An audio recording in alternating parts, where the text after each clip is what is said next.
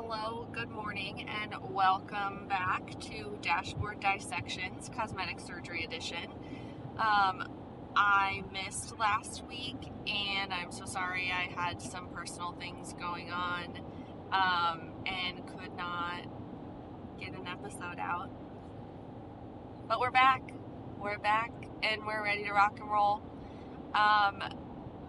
Today, I'm driving up to Hopkinsville today, and I am already fueled with rage. And today we're going to talk about the fact that people who live in Nashville, in and around Nashville really, in the entire Middle Tennessee area, they do not know how to drive. They simply do not know how to drive. I would like to see their driver's education because it's atrocious. No one knows how to merge. No one knows that the left lane is for passing, not for going the same speed as everyone in all the right lanes. It is infuriating. And I drive a lot, as we all know. I drive a lot for work, and I get to see all of this firsthand. We're going to be dealing with the sun again today, so prepare yourself for some sun times going on and some fun glare. It's going to be a super exciting time. But literally, okay, is it the fact, I have one friend who was born and raised in Nashville. They're super rare. The born and raised in Nashville folk, very rare. Everyone that lives here now, okay, that's a lie. I have two friends that were born and raised in, I have three friends that were born and raised in Nashville. And the born and raised crew are very rare. But one of them says that it's not the native Nashvillians, it's all the influx of people. Oh, hello. And the roads are really good. That was a lovely pothole that just got my phone completely to fall. That was cool. So anyway, one of my friends who was born and raised here says that it's all the people coming from elsewhere that don't know how to drive and that no one drives the same way, and that's why it's so bad. I'll say that maybe that's part of it, partially, but I don't think that's all of it. I think a lot of people don't know how to freaking drive. And I have to say that out of all of the large cities that I have lived in, I think personally, and this is an opinion only, I think the best drivers were in Chicago. Those people, Chicagoans. Now, okay, I'm biased, I was born there, whatever. Chicagoans know how to drive. When there's traffic, there's usually a cause. In Nashville, there's no cause. There's no reason. Oh, there's an accident on the other side of the road? That's not a reason for me over here to be at a dead stop for 30 minutes. That ain't a thing, boo-boo. That ain't a thing, okay? Merging is not a thing here. Everyone thinks they need to be first. This literally happened to me yesterday. We were driving, and there's like a way where one lane, it's hard to explain, but it's like a major thoroughfare with an entrance onto the interstate. And one lane is like a right turn only, and one lane is a straight or a right. So if you need to go straight, you need to be in the left lane. There's 3 lanes. So you need to be in the middle lane, technically. We were in the right lane. Someone was in the middle lane and wanted to be in the right lane, which I don't know why.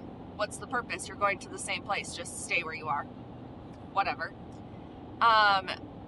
But they wanted to be in the right lane, and we wanted to be in the middle lane.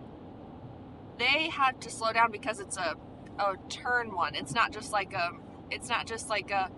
straight ahead where you could be gaining some speed to get onto the interstate, which is another thing people don't know how to do. This was like a roundabout. That's sort of, not quite a roundabout, but it was like you had to do almost like I've been watching a lot of skiing and snowboarding, but I still don't know all the degrees. A 240? A 240 degree turn? That might be wrong. I don't know. But you basically have to slow down, is my point. You have to slow down.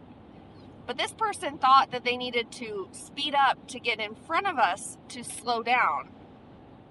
When in actuality, what would have made more sense is to slow down, get behind us, to continue slowing down, to do your 240-degree turn to get onto the interstate. Right? Is that not logical? I don't understand. What is the purpose of you speeding up to get in front of me to slow down? That makes no sense, right? That's impatience. That's you being an idiot. And I don't need your idiocy bothering my day, all right? I don't need it. So, merging. Like, no one knows what that means. No one gains speed to get on the interstate. They just go whatever they want to do. Granted, I moved here from Texas where everyone speeds. Speeding is like required. Main roads, like just like a regular road with stoplights, the speed limit is like 45 or 50. People drive fast in Texas, but there's not like snow and ice very commonly, so the worst thing they have to deal with is rain. And do not get me started if there is a drop of rain here and in Texas. Everyone loses their mind. I feel like the Joker. Everybody loses their minds. Like, why are you losing your mind? It's rain. Slow down and don't be an idiot. Like, it's not that difficult to drive in the rain. Turn your lights on, go a little bit slower. That's pretty much all you have to do.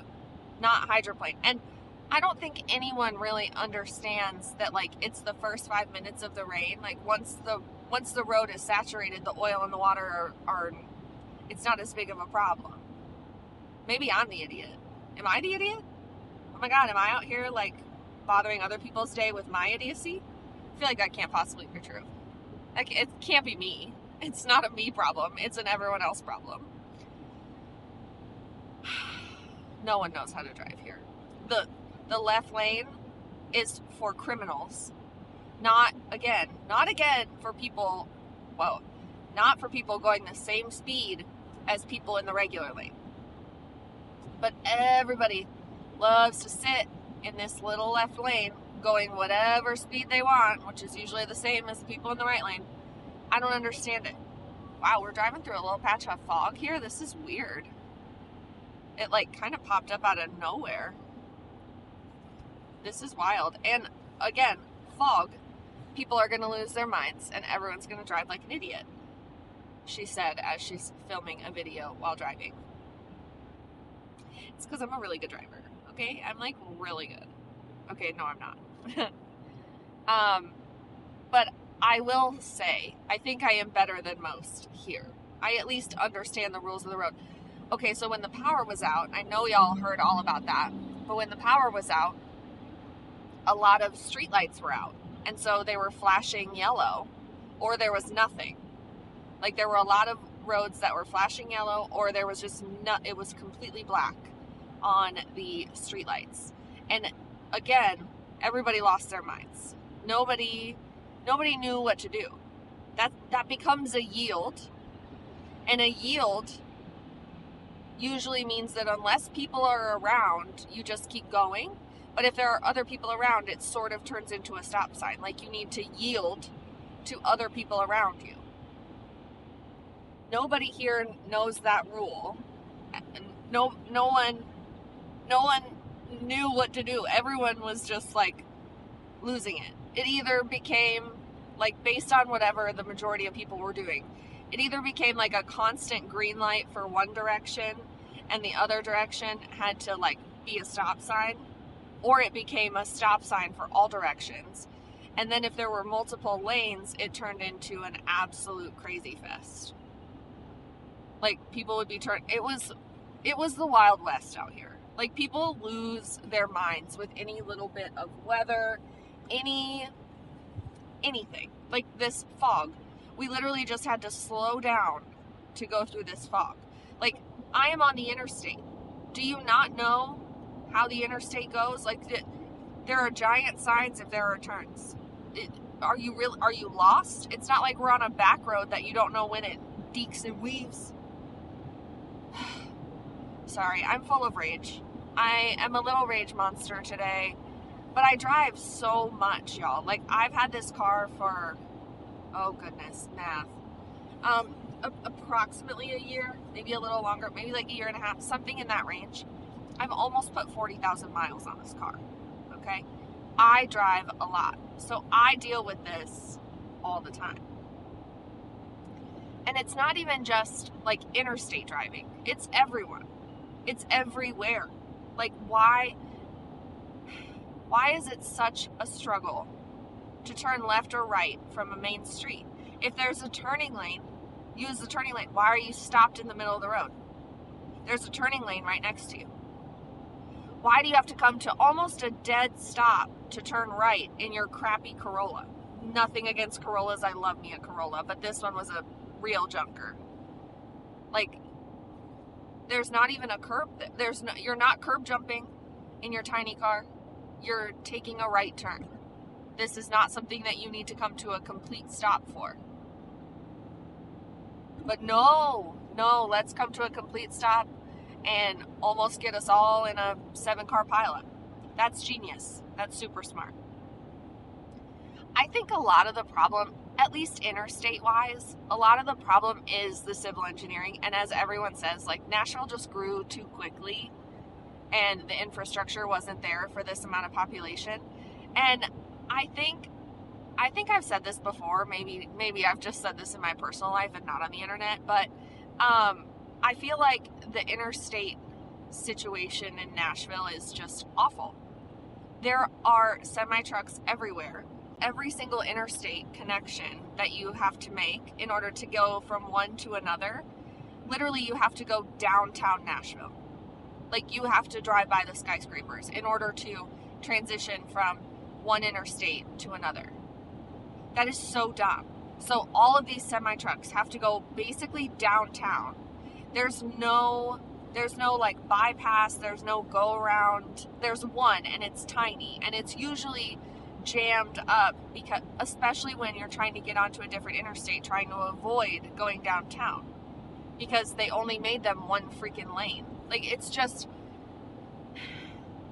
I always use San Antonio because I feel like it actually was pretty good for a big city, but it was basically like I don't know how to describe, like a cardinal directions thing, like a cross, right? There was one interstate that went this way and one interstate that went this way. There were actually like 2 that went this way, maybe 3. I didn't really go in the south side of San Antonio very much. I was mainly in like the northwest side. So there's one that goes this way and there's 2 that go this way. And then there were 2 circle interstates. So it made like a giant target, but that way you didn't have to go all the way downtown to get onto a different interstate. You could bypass it and go around the edge and then continue on down that interstate to avoid all the traffic of downtown. I know Texas is like flat and simple, and like apparently I'm in the foothills of the Appalachia. I didn't know that's how it was pronounced until a little while ago. Maybe that's wrong. Maybe someone's pulling my leg like I did to that med student who I convinced that it was micropenis instead of micropenis. And then he gave a 5-minute presentation on it. It was hilarious. He was a jerk. He deserved it. But that was fun. My attending was so mad. He was like, why does he pronounce it that way? I was like, I don't know. He's so weird. It was me. Whatever. I just thought that was a really unique way to make someone realize they're stupid. He wasn't stupid. He just didn't have a very good personality, which I think is probably worse. Honestly, I would rather, this sounds really bad, but I've told med students this for years. It's not that you have to be the smartest person in the room. You have to be teachable. You have to be someone that they're willing to invest time into, because you need that time invested to learn. And you need to not make their life harder. Those are the basics. You just have to. And I feel like I was talking about this the other day. While I feel like this new, not trend, but this new like inclusion is fantastic. I think that being a unique type of person is amazing. Having a different perspective is amazing. I don't discredit that at all. I think universal acceptance of other people being different than how we are is absolutely a fantastic thing. But I think in medicine, it's not that you have to be the same as everyone else. And I've talked about this before, but I sort of lost myself initially during intern year, because I thought you had to be like professional robot Barbie when you went to work, that like you couldn't let any of your personality through, and you needed to just be this professional Dr. Robot taking care of other people, not letting them see anything about you, not really being yourself, just being professional Dr. Barbie. And it was really hard for me as a very unique personality myself to kind of put her in a little box and, go to work all the time. And so then I started to realize that you can be yourself, and you absolutely can and should continue to be your unique self. But also, I think that some of this like universal acceptance has led to people thinking that maybe they're better than they are, and this kind of like ego that comes with that. I think accepting people where they are is super important. Yet again, I am not trying to say anything negative about how we should be divisive. I don't agree with any of that. However, I do think that there is a little bit more ego involved in medicine, especially in the younger generation of medicine, who doesn't want to be wrong. And no one wants to be wrong. No one wants to make a mistake. But you need to accept that that's going to be part of your journey. That has to at least cross your mind of it being your fault. Like, that should be option number one, right? Like, what did I mess up? How did I mess this up? What could I have done better? Not even what did I mess up? How could I have done this better? And I feel like that's becoming more and more rare in people, is that kind of like introspection and realizing that you are fallible. So, I mean, how I got from interstates and civil engineering to that little tidbit of fun, I will never know. Sometimes my brain, it's a crazy place. I remember one of my attendings, who was a great mentor actually, coming to me as an intern, and she said, Allie, I just feel like you're very much not yourself when you're at work. She's like, you have such fun, positive energy, and you don't bring that to work. And she was concerned. She was like, I worry that you don't enjoy this. And I was like, no, it's not that. It's not that at all. I love it. But it took so much for me to like kind of let myself out at work. And I don't know what that came from. I think that was me. I think I did that. I made that up in my head. I'm honestly not sure why it came about, because some of my favorite physicians and physician influencers are so uniquely themselves and just like fun and energetic and love their job. And I turned into this like Dr. Robot Barbie. And it was just so weird hearing that from someone else, to be like, holy crap, I did do that. Why did I do that? So then it was like a year of the pendulum swinging back, and then I was like, okay, maybe I'm a little too much myself. You know what I'm saying? But now, being in this field, you can really and 100% be yourself. And I think that's the greatest part about cosmetics, is that I get to meet my patients and really develop a relationship with them, in that they feel comfortable talking to and showing me their biggest insecurities about themselves. And I think that's really, really cool. You think about meeting a stranger, right? Like, hi, hello, my name is Allie. Oh, you don't like your stomach. Oh, okay, do you want to show it to me? Like, what a unique place to be talking to women and men about the thing they hate the most about themselves, or the thing they are the most insecure of. And using my personality, you know, all the tricks up the sleeve, what can I say? Using my personality to make them more comfortable. And my staff. My staff is amazing at making people feel very comfortable as well. I can't do it alone. That's part of, I think, why I love surgery so much, is that you're never like out there just alone. Like, you always have a team, whether it be your OR team, your team of nurses, and maybe that's all doctors, but I feel like in surgery especially, like, I never have to do anything alone. And I love that, because I don't like doing things alone. I really don't. Hence why I'm literally driving alone and I start talking to the internet. I had one attending when we started dictating like notes and op reports and stuff like that and putting it into the electronic medical record. He would always say, wow, it's getting real foggy. This is crazy. He would always say, it felt like I was screaming into a void, because some of his op notes, especially from like early days when they first started, he would be like, you know, the gallbladder had this stone in there that looked like a Dorito chip, and that was, it was just hilarious. It was hilarious to read. And I remember talking to him about it because there was one that was extremely funny. And I was like, sir, why did you feel the need to include this in the operative report? And he was like, well, you know, at first I just felt like I was sort of screaming into a void. Like, no one really listened, no one really cared, and you know, I never really saw it when it showed up, so I was just like, you know, whatever, yelling into a void. It was so funny. Oh my gosh, that man, what a fun attending. He was such a good time.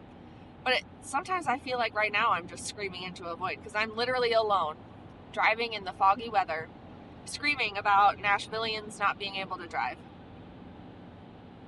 You know? And then somehow turning that into a philosophical conversation about being yourself at work. Because apparently that's what my mind does. Whoa, this fog is dense. Can y'all see that? Look at that. That's insane. This is crazy. Crazy. Have y'all been watching the Olympics? I love the Olympics. Summer, winter, it doesn't matter. Volleyball's my fave, obvi. But I also love figure skating. It's just like, it's so technical and artistic. It feels, okay, this is going to be very philosophical. It feels a lot like surgery. You know, it's like, it's very technical. There's sharp things, but there's a lot of artistry involved. And, you know, you have to make it look pretty too. Like, it can't just be really hard to do. It has to look good. I think that's really cool. I'm of a very one-track mind, it seems. I don't know. But we were watching last night, and there was this couple from Canada, and the woman was 42 years old, which, kudos to her, because I can barely get up off the couch, and I worked out twice this week. But her story of like resilience and grit is amazing, and how much recovery she does. I mean, it's insane. Her male partner was like 33 or something. He was older as well, which is pretty impressive. So they were basically done with their routine. It was the PAIRS short program. But they were basically done with their routine. It was like they had landed the last, he picked her up and he threw her, and then he was going to set her back down on the ice. And he set her back down, and somehow her feet got tangled and she fell. And it was just devastating. Like I said, that was it. They were done. That was the last technical aspect. They had done the hard part. And it just sucked to watch that. When you've worked so hard for something and you get 30 seconds or however long the short programs are to put your best foot forward, and you're done and you did it all, and at the last minute that happens. Ugh, heartbreaking. Absolutely heartbreaking. And she was devastated, and you could tell he felt awful, and he kept asking her if she was okay, if she was hurt, and she said, yes, I'm fine. But, you know, she's about to tear up just because of like the moment that is just gone. And sucked. Hard to watch, but still absolutely amazing and insane resilience to get to that point. Just very, very cool story, and made me feel even worse about how terrible my knees feel after 2 exercises today, or this week. And honestly, it's not so much my leg. Okay, so my knee has been bothering me lately. We're really going, welcome to my squirrel brain.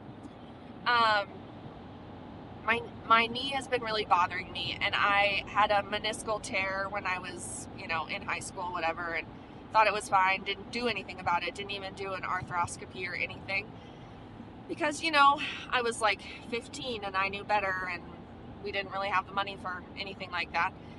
So I didn't do anything about it, and now it's starting to bother me, of course. It's not awful. It doesn't. The weird thing is, running on an incline is slightly worse, but running, biking, rowing, those things don't really bother my knee. Those like straight up and down repetitive motions, they don't bother it. But it's when I do like side to side movements and when I do like weighted exercises that can kind of make it hurt a little bit. And for a little while I was just pushing through, because I'll be totally honest with you, I completely forgot about the meniscal injury that I had in high school, until my mom mentioned it. I was like, yeah, my left knee has really been bugging me. And she's like, oh, is that the same one that you hurt in high school? And I was like, huh? I hurt my knee in high school? I don't even, I was rolling my ankles all the time. It's just like, whatever.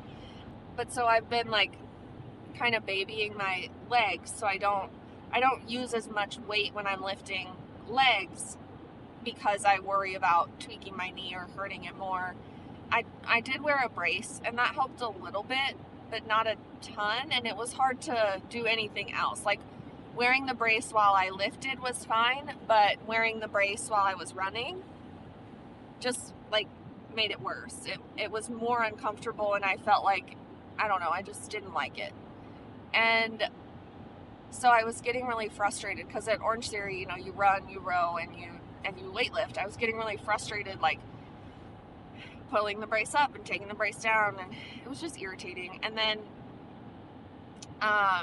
putting it on over leggings was like a problem. So when I was wearing shorts, like in summer and fall, it wasn't that big of a deal. But now that it's winter and I'm wearing pants, it's like, because it's got like grippies on it so that it doesn't roll down. Anyway, it was just like really irritating, so I stopped wearing it. But I guess I should probably bring it back, because I guess all that to say that my arms are actually way more sore than my legs from exercising, because I do a lot more weight on the upper body than I do on the lower body, because of my fear of injuring my knee. Getting old sucks, and kudos to that 42-year-old Canadian who's still doing competitive figure skating at the highest freaking level at the age of 42. I'm wildly impressed, because I can barely get up off my couch 3 times while watching the Olympics. So, super fun. But I think I'm done rambling for the day. I think I've bothered y'all enough with my squirrel brain. So, again, sorry about last week. It was a really hard week last week, but we're getting through it. So, yeah, I guess I'll see you next week, and we'll chat soon on my next drive with all these wonderful Nashville drivers. See you later.